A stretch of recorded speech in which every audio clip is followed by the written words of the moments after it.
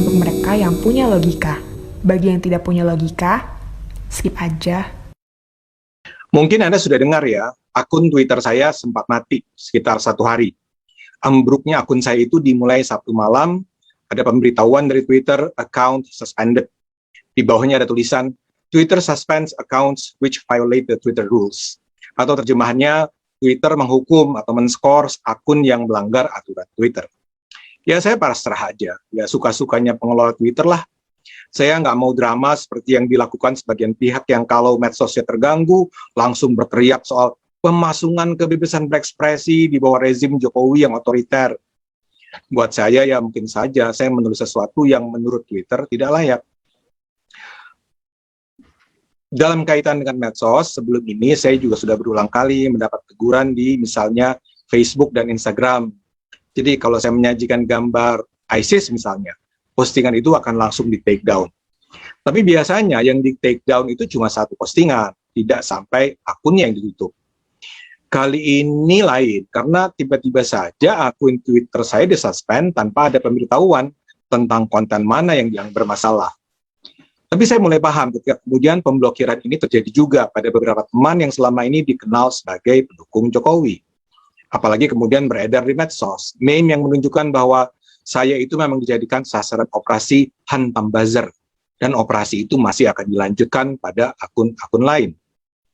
Saat itulah saya simpulkan, penutupan akun saya ini bukan karena pengelola Twitter menemukan adanya muatan yang tidak pantas. Mereka menghukum saya karena adanya pengaduan yang pasti datang dalam jumlah yang tidak sedikit, yang meminta Twitter mensuspend akun saya. Ini artinya ada aksi kolektif yang sangat mungkin didanai mereka yang tidak suka dengan isi medsos saya selama ini. Mereka terganggu dengan konten medsos saya dan mereka ingin agar saya diam. Dan seperti sudah diduga, penutupan akun saya ini dengan segera menimbulkan kegembiraan luar biasa di kalangan tertentu. Saya membaca banyak sekali komentar dan cuitan yang mensyukuri penutupan akun saya. Salah seorang yang luar biasa bahagia adalah Rizal Ramli. Dia bahkan menulis dalam bahasa Inggris. Dalam kicauan di tweetnya itu, Rizal Ramli turut menyebut 4 akun Twitter. Selain saya, menurut Rizal, akun Ferdinand Hutahian, Denny Siregar, dan Rudy Kambri juga ditutup. Rizal menulis begini.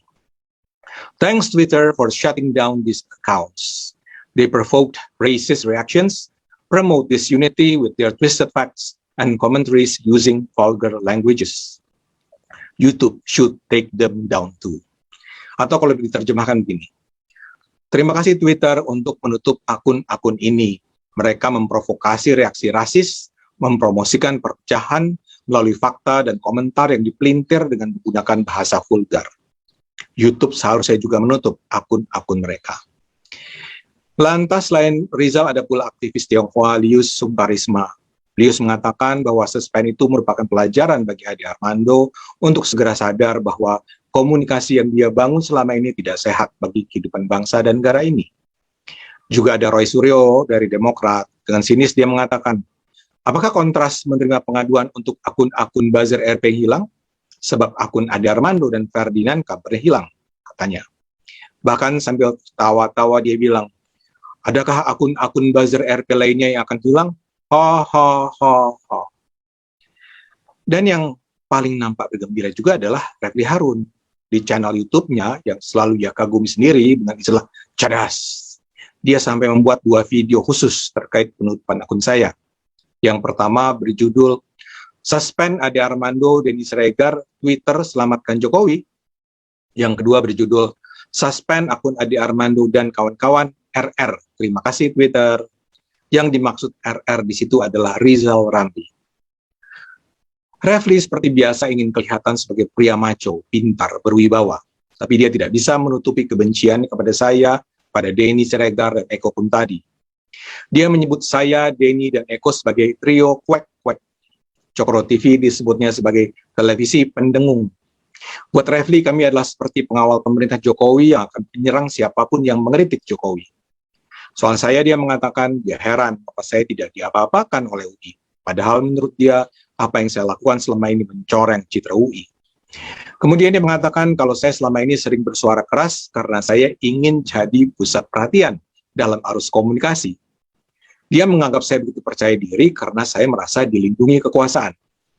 Kalau Anda saksikan video Refli, isinya memang ngalor ngidul. Dia bicara perkembangan ekonomi, KPK, kelompok Islam, dan sebagainya. Tapi yang paling menarik buat saya adalah analisis yang dilontarkan untuk menjelaskan mengapa akun Twitter saya digembok. Dalam pandangan Refli, ini semua terjadi justru mungkin karena pemerintah sudah semakin terganggu dengan narasi yang saya kembangkan. Jadi menurut Refli, saat ini Presiden Jokowi sedang berusaha merangkul masyarakat karena tingkat kepercayaan terhadap Jokowi terus anjlok. Maka dia butuh stabilisasi politik untuk mendongkrak dukungan terhadapnya. Karena itu postingan saya yang kontroversial justru merugikan pemerintah. Dalam kaitan itulah pemerintah menurut Refli berusaha menstop saya untuk tidak lagi bersuara keras. Dengan begitu, Refli menganggap keputusan Twitter untuk mensuspend saya bukan karena adanya report dari orang yang tidak menyukai saya. Refli justru menduga pemblokiran akun saya itu terjadi karena permintaan istana sendiri yang sudah mulai gerah. Pemerintah, kata Refli, melihat apa yang saya sampaikan tidak produktif bagi pemerintah yang sedang berusaha membujuk masyarakat. Refli menganggap pemerintah memang perlu membersihkan orang-orang di sekitar istana yang merusak citra Presiden Jokowi. Nah, kalau Anda ikuti seluruh komentar itu, ada sejumlah narasi yang berusaha mereka kembangkan untuk mempengaruhi pendapat masyarakat.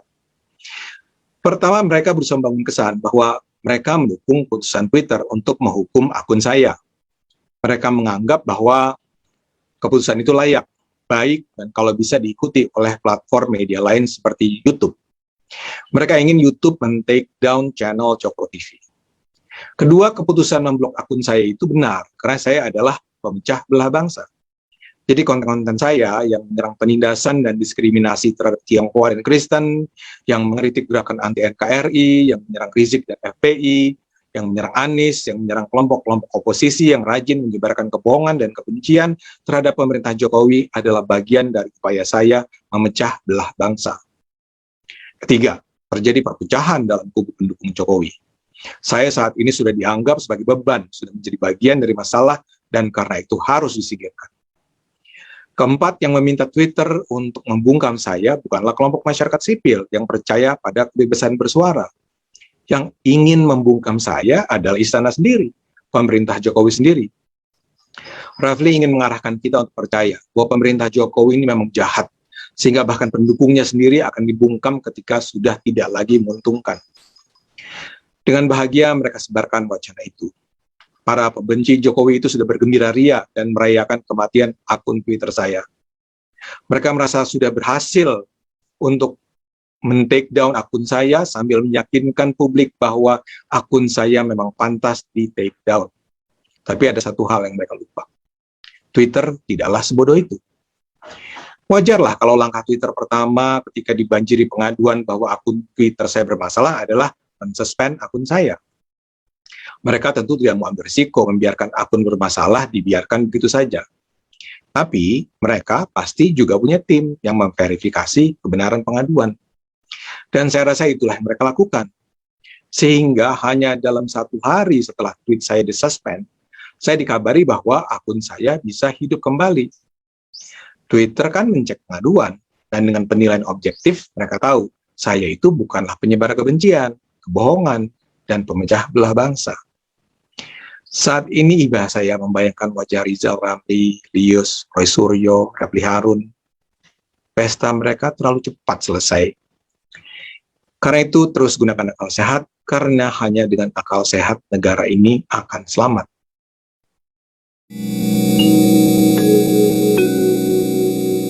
Video ini hanya untuk mereka yang punya logika. Bagi yang tidak punya logika, skip aja.